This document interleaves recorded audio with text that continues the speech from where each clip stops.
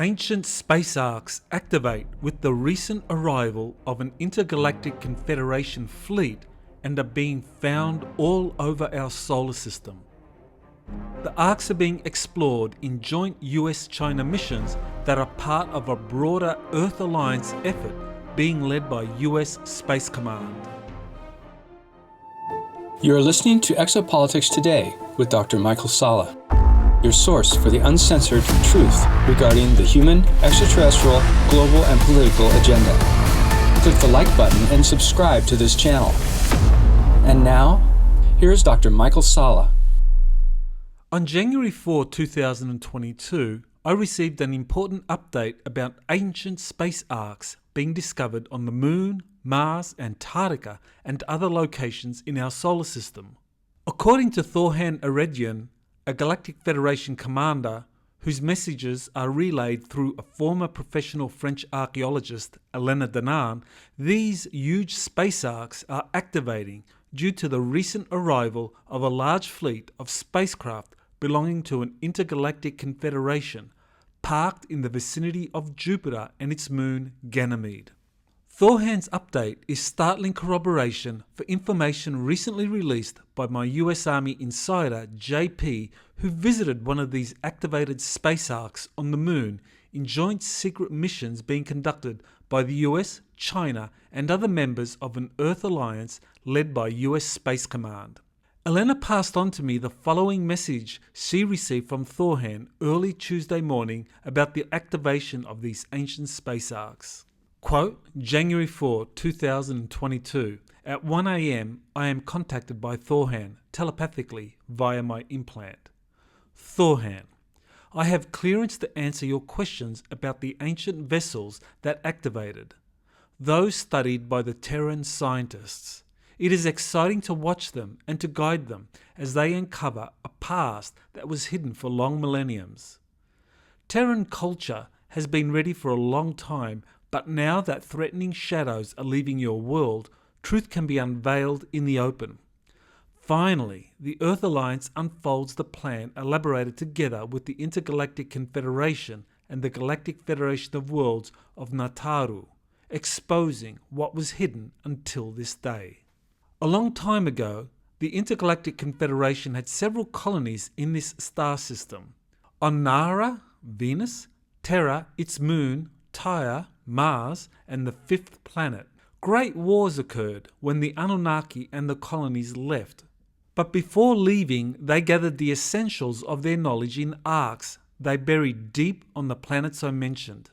These arks preserved the essential information necessary to rebuild the glory of these colonies, if one day this was to happen. End quote. Thor Han's information corroborates what JP was told in a classified briefing he attended before departing for a moon mission on December 23, 2021, which I discussed in an article 1 week later. JP entered the giant spherical spacecraft, estimated to be over 2 aircraft carriers in size, accompanied by an archaeologist studying its hieroglyphic-style writing. JP was one of the military escorts accompanying scientists from the US and China sent to investigate the spacecraft that had activated. There have been several people wondering about the rather mundane roles JP has played in covert missions to Ganymede and the Moon, given his low military rank and rather dreary armed escort duties for scientists. One of the things JP shared in our communications since 2008 is that he was often taken by human-looking extraterrestrials into large hemisphere structures, which he described as arks. He witnessed ancient plants, animals and technologies that were being preserved for a future time.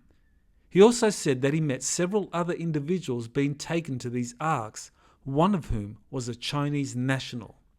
JP said he was taken to these large arks for a time when they would become important for humanity in dealing with planet-wide contingencies. JP began sharing this information with me around 2014 and 2015, and I kept this information to myself since no one else was talking about it. US covert operatives, however, monitored JP's extraterrestrial contacts and our communications. This leads me to believe that JP is doing far more than simply escorting scientists to these ancient arks and performing mundane military escort duties. Due to his earlier access, he carries some energetic frequency, vibration, or code that facilitates the safety and success of missions to these ancient space arks. Thor Han's reference to arks belonging to ancient Intergalactic Confederation colonies that were forced to leave millennia ago due to great wars in our solar system is also very revealing.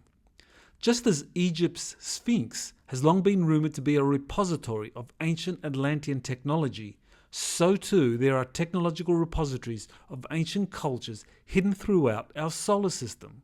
It's helpful to keep in mind that the Atlantean civilization was said to be an offshoot of one of the 24 extraterrestrial civilizations making up the Intergalactic Confederation.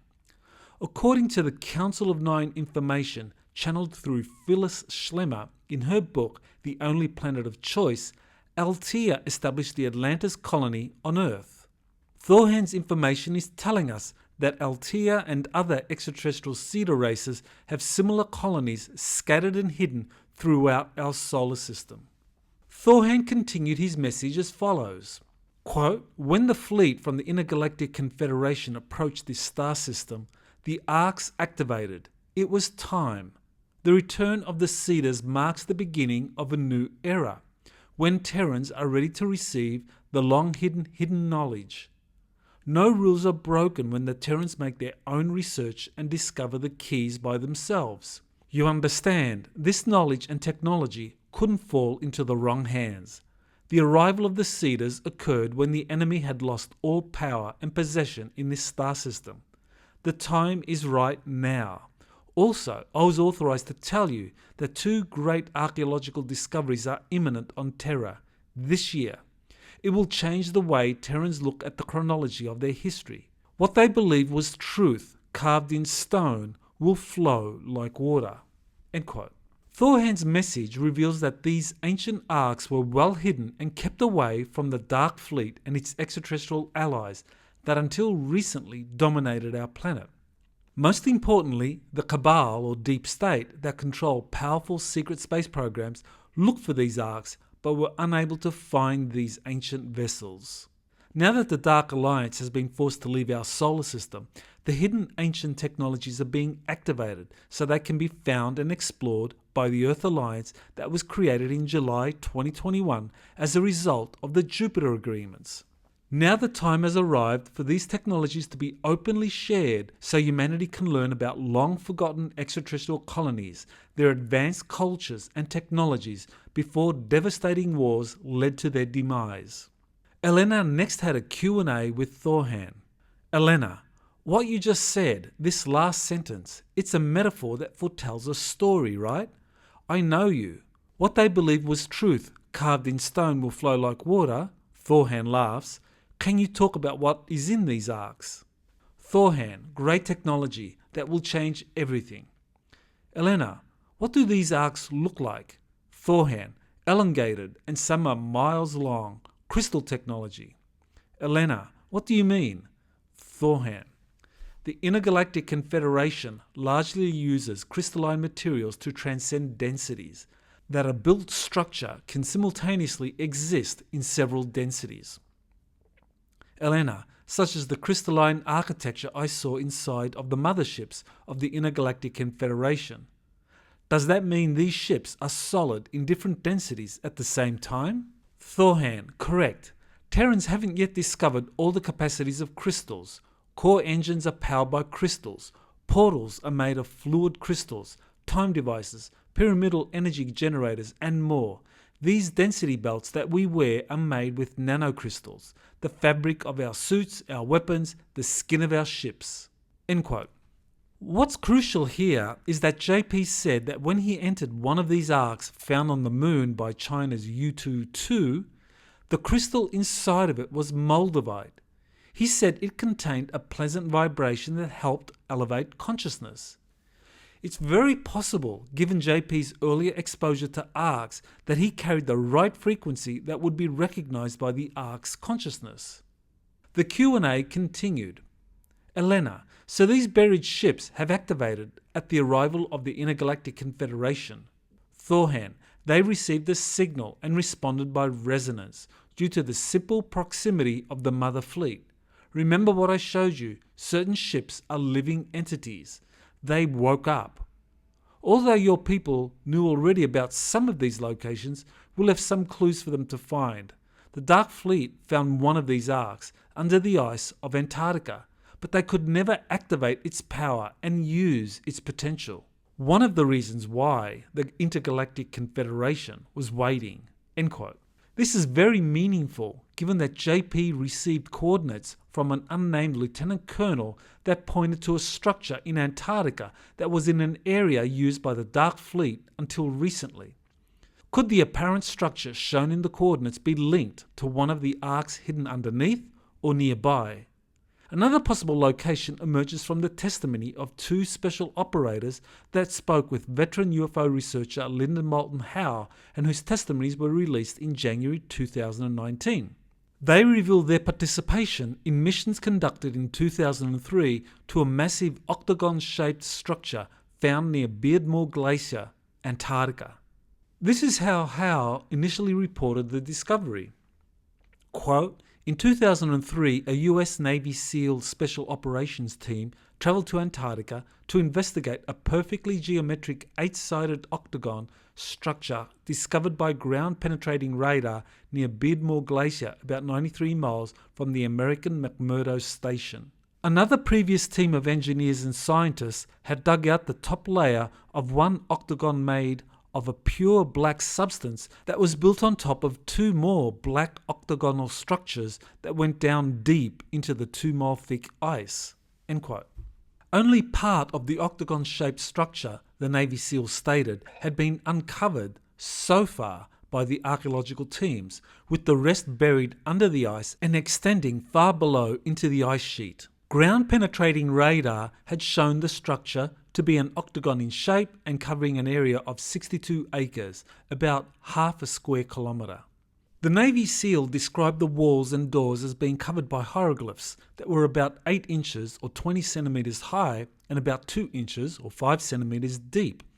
The hieroglyphs were neither Egyptian nor Mayan, but appeared similar to both in terms of depicting animals and other strange symbols. Similarly, JP said that the large spacecraft he witnessed on the moon was filled with hieroglyphs that were being recorded by the archaeologist he escorted. This makes it possible that the ancient octagon structure described by the Navy SEAL was one of the arks discovered by the Deep State and their Dark Fleet allies. Elena continued her Q&A with Thor Han. "Elena, how many arks are on Earth?" Thor Han, "I'm not allowed to tell you, and don't try to read my mind." Elena, "I won't. You know, I respect the rules, but I know already there is one in Egypt, somewhere." Thor Han, "South America, Central Europe, northwest of Russia, one under the waters of the Atlantic Ocean. This one is the biggest. There are others as well, but I won't tell any precise coordinates. It is not my responsibility, but that of the Earth Alliance." Elena, "You won't be in trouble, right?" Thor Han, "No. What I am telling you is validated by my superiors. Since you were calibrated on military frequency, they are listening to all our conversations passing through your device." Elena, "Is there anything else that you can tell me that the world doesn't know yet?" Thor Han, "Each revelation comes in time. There is a plan. Terran civilians will come this year to the complete realization and acceptance of other positive galactic cultures. Politically, many changes are on the way, but I must say no more for the safety of the plan. The Earth Alliance is in charge of pretty much everything. Be patient." Elena, "Thank you. I will pass on this info to Michael." Thor Han, "Give him my warm salutations. One day we will meet, but not yet." End quote. Thor Han's statement that this year, 2022, will be when there will be complete realization and acceptance of other positive galactic cultures is very telling, given that the Galactic Federation has sophisticated time travel technologies it can utilize for its future projections. His optimistic statement indicates that the Deep State's hold on political power around the planet is crumbling and that soon the walls of secrecy will collapse. Consequently, the Intergalactic Confederation and other extraterrestrial races will be revealed to the public in joint disclosures coordinated with the Earth Alliance and US Space Command. Critically, some of these disclosures will involve announcements about the discovery of advanced technologies found in ancient arks that were built by humanity's ancestors many millennia ago. This has been Dr. Michael Sala with Exopolitics Today. I wish to thank Elena Danaan for forwarding Thor Han's update to me for analysis and distribution. To learn more about the Galactic Federation, I've created a page on my website you can visit with a list of articles and podcasts about its operations. I also recommend my webinar on Galactic Federation's councils and secret space programs, which is now available on Vimeo. Please remember to like and subscribe to my Exopolitics Today podcast.